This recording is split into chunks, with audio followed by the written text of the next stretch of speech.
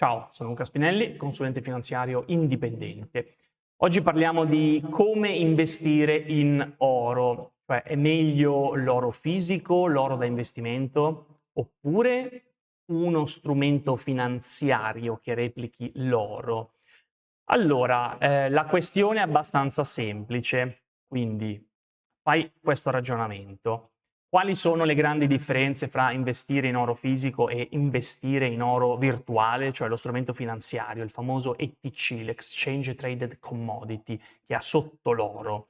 Beh, la differenza è data dal nome, no? Uno è oro fisico, l'altro è oro virtuale. Quindi io ho l'oro fisico in mano, ho chili di oro, poi per carità non è vero che ho chili di oro perché parleremmo di patrimoni milionari come minimo, ma ho comunque delle barrette che pesano, ecco, o delle monete o delle barrette, dipende, che pesano, quindi qualcosa che tocco con mano, che è pesante, che va conservato, che va spostato, è faticoso spostarlo, è costoso spostarlo, ma soprattutto è costoso tenerlo al sicuro.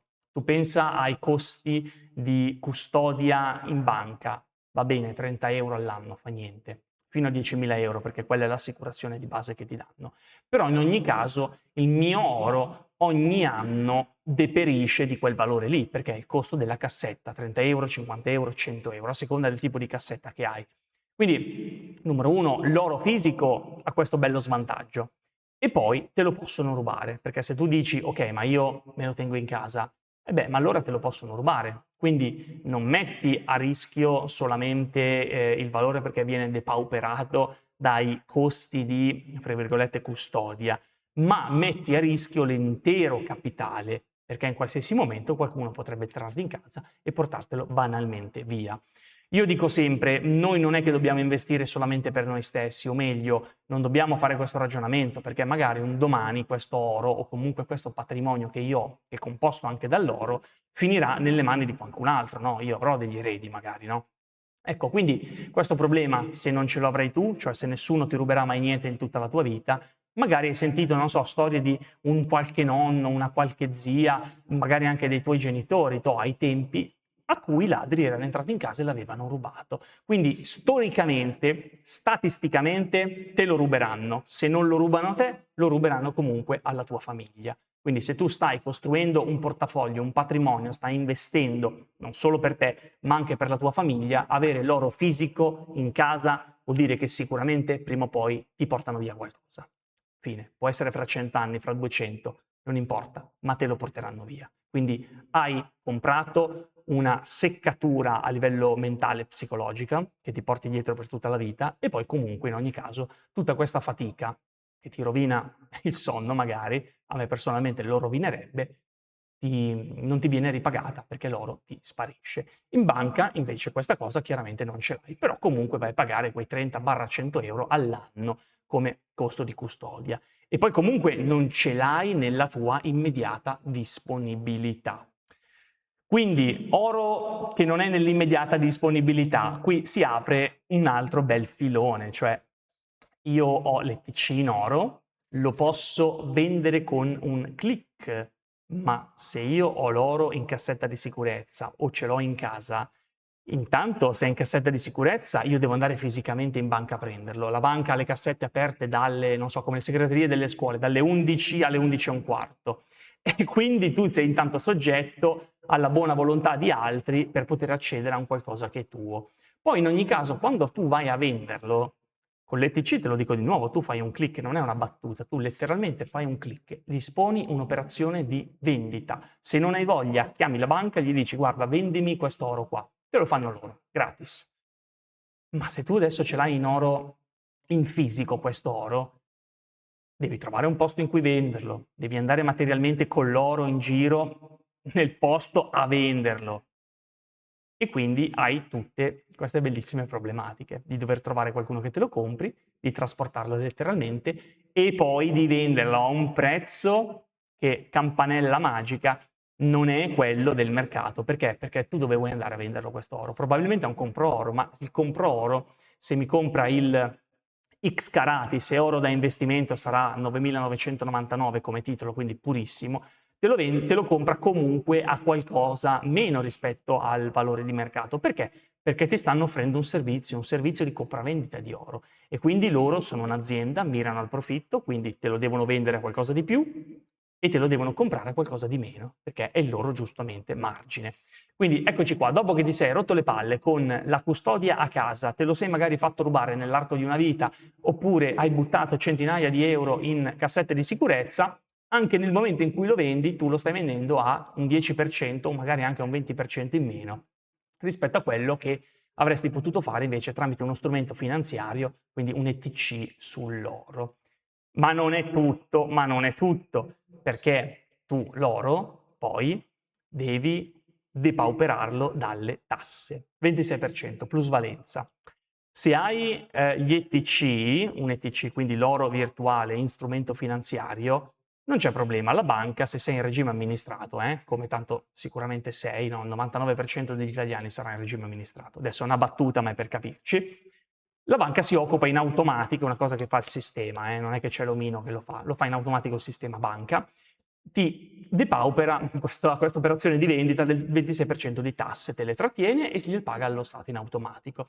Se invece tu vendi al Banco Metalli, al Comproro di turno, devi andare a fare la dichiarazione dove tu dichiari a quanto hai comprato ai tempi quell'oro e a quanto l'hai venduto. Il problema non è solo smazzarsi la burocrazia, l'incartamento di andare a fare questa dichiarazione, fare i conteggi, è il fatto di poterli fare i conteggi, perché se tu l'oro l'hai venduto a 100, ma non puoi dimostrare di averlo comprato, non so, a 90, tu paghi il 26% di plusvalenza su 100, ma invece avresti dovuto pagarla solo su 10. Quindi tu addirittura vai a incassare una perdita spaventosa in conto capitale.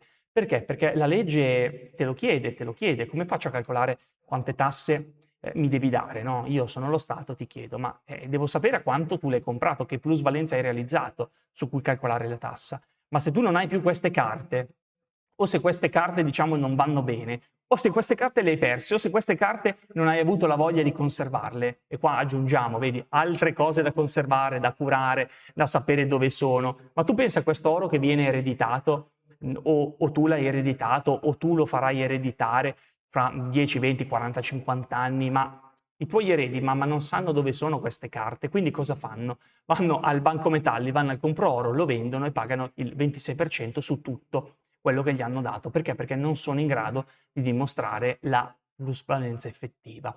Quindi questi sono i problemi dell'oro fisico e questi invece sono i non problemi dell'oro virtuale. L'unico vantaggio dell'oro fisico, però attenzione, perché adesso io non è che devo parlare male a prescindere dell'oro fisico, perché ha un unico vantaggio che è il vantaggio cardine re che rende sensata l'esistenza dell'oro fisico, altrimenti ma nessuno sarebbe così stupido da averlo se avesse solo svantaggi, è il fatto che l'oro è una riserva di valore, e questo vale per anche l'oro virtuale, ma è una riserva di valore nel senso che ce l'hai in mano di nuovo, vedi? Quindi il fatto di avercelo in mano porta con sé anche un vantaggio. Quindi se tu devi, adesso faccio degli esempi folli, devi scappare dalla guerra, allora intanto è meglio portarsi dietro i diamanti, che sono dei valori molto leggeri, no? Perché sono concentrati, ce ne stanno tanti in un pugno. Ma comunque sei molto più comodo a portarti da un paese all'altro dei lingottini di oro, perché comunque hanno un valore allucinante in uno spazio ristretto. Diverso discorso portarsi in giro una valigetta di contanti, chili di contanti che eguaglino quel peso invece del tuo lingottino di oro. Poi in ogni caso la valigetta di contanti non te la dà nessuno, dove la vai a prendere? È in valuta del paese che te l'ha data, quindi ecco che l'oro nel caso di disastro internazionale, ma parliamo veramente di disastro, beh, è l'unica cosa che tu dovresti avere. Però ecco, insomma, il concetto è un attimo comprare le cose per raggiungere l'obiettivo per cui tu le hai comprate. Quindi se tu vuoi investire, tu vuoi guadagnare o comunque vuoi diversificare un portafoglio per inserire una riserva di valore, quindi proteggerti dai rischi internazionali, lo fai con un ETC. Ma se tu ti vuoi proteggere dai rischi internazionali, nel senso che temi fisicamente una guerra, un conflitto, eccetera, beh, allora in quel caso sì, sono d'accordo, sarebbe molto meglio l'oro fisico. con un'ultima parentesi però che ti apro, perché l'oro fisico non te lo rubano solo i ladri. Se scoppia la guerra, adesso non voglio tirare in mezzo nomi, paesi e altro, ma se scoppia una guerra e in casa tua arrivano i soldati dell'altro paese prima che tu riesca a scappare con questo oro, ecco, l'oro se lo portano via loro, quindi non hai risolto praticamente nulla di nuovo. Quindi attenzione, definisci un obiettivo e compra strumenti finanziari o materie prime da investimento fisiche seguendo una logica sempre in accordo al tuo obiettivo. Fammi sapere cosa ne pensi di questo video, se sei d'accordo, se sei un appassionato di oro fisico o meno, io non lo sono, prova a farmi cambiare idea nel caso e dimmi quali sono invece i vantaggi dell'oro fisico di cui io non ho parlato. Ciao!